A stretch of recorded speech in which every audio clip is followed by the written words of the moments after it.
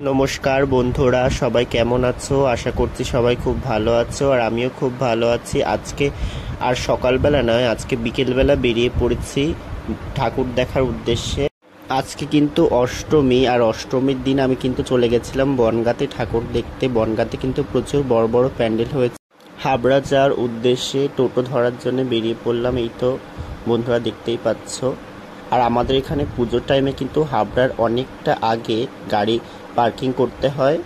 তার কারণ হচ্ছে প্রতি বছর আমাদের হাবড়াতে কিন্তু অনেক বড় বড় পুজো হয়, তার কারণে অনেক ভিড় থাকে। সেই জন্যে টোটো বা অটো কোনোটিই কিন্তু স্টেশন অবধি যায় না। আর স্টেশনে হাঁটতে হাঁটতে যাওয়ার সময় আমাদের মাঝখানেই একটা সুন্দর প্যান্ডেল আমি দেখতে পেলাম। তো তোমাদের সাথে একটু শেয়ার করি, তোমরাও দেখো বন্ধুরা প্যান্ডেলটা কেমন হয়েছে। আর হ্যাঁ, এটা কিন্তু আমাদের হাবড়ার প্যান্ডেল।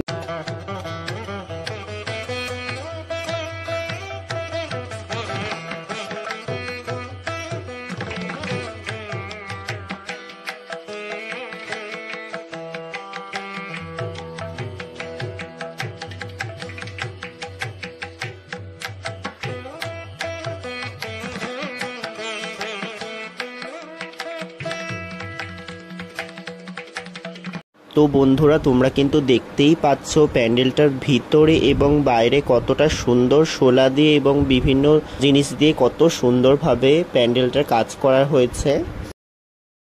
আর এই যে বন্ধুরা, এটা কিন্তু প্যান্ডেলটার ভিতরে যেই প্রতিমাটি রয়েছে সেটা কিন্তু খুবই সুন্দর এবং ভীষণই ভালো লাগছে দেখে।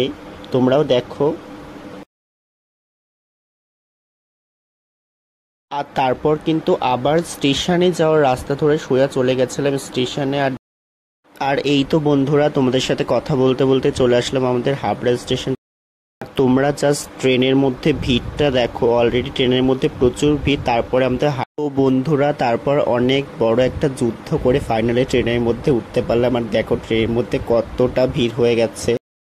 আর এই তো বন্ধুরা, এই জাস্ট বনগাঁতে নামলাম। আর এটা হচ্ছে স্টেশনের পাশের একদম প্রথম প্যান্ডেল। দেখো বন্ধুরা কতটা সুন্দর কিন্তু কাজ করেছে বাইরে থেকে, এবং লাইটগুলো কিন্তু খুব সুন্দরভাবে সেট করা আছে। এবং প্যান্ডেলটা বাইরে থেকে দেখলে তোমাদের সত্যি মনটা ভরে যাবে।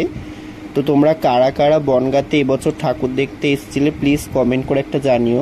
তো চলো বন্ধুরা, তোমাদেরকে এবার প্যান্ডেলের ভিতরের থিমগুলো দেখায়। এই তো বন্ধুরা প্যান্ডেলের ভিতরে চলে আসলাম। আর দেখো বন্ধুরা, বাইরের থেকেও কিন্তু ভিতরে প্রচুর সুন্দরভাবে কাজ করা রয়েছে। চারিদিকটা এত সুন্দর লাগছে দেখো বন্ধুরা। আর এখানে কিন্তু ছোট্ট করে একটা তুলসী মঞ্চও দেখো বন্ধুরা, এটা হচ্ছে এই প্যান্ডেলের ঠাকুর। খুবই সুন্দর হয়েছে, আমার তো খুবই ভালো লেগেছে। আর দেখো পাশ থেকে কিন্তু খুব সুন্দরভাবে কাজ করা রয়েছে।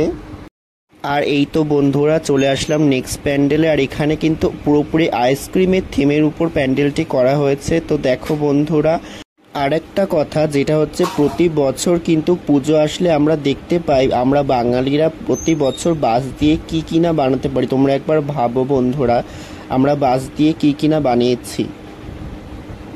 এই প্যান্ডেলের ঠাকুরের থিমটা তোমরা দেখো, মা কিন্তু কার্তিক এবং গণেশকে কোলে নিয়ে বসে আছে, কত সুন্দর লাগছে চারপাশটা।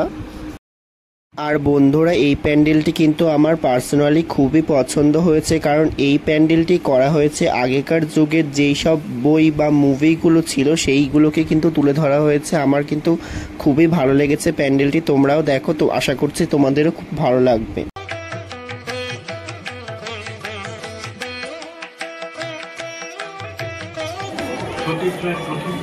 এইটাও দেখেছি, রূপে গাইনো বানানো সোনার কেল্লাও দেখা।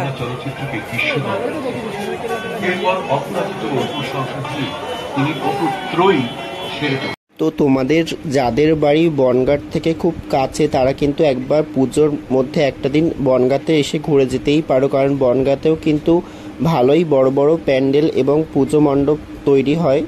আশা করছি তোমাদের একবার এসে ঘুরে গেলে তোমাদের খুবই ভালো লাগবে। আর এটা হচ্ছে এই প্যান্ডেলের যে ঠাকুর আছে, এখানে কিন্তু দেখো একদম ভিন্ন ধরনের। আর এই যে এই ক্লক টাওয়ারটা তোমরা কে কে দেখেছো, এটা কিন্তু বনগাঁতে ব্রিজের উপর নতুন হয়েছে।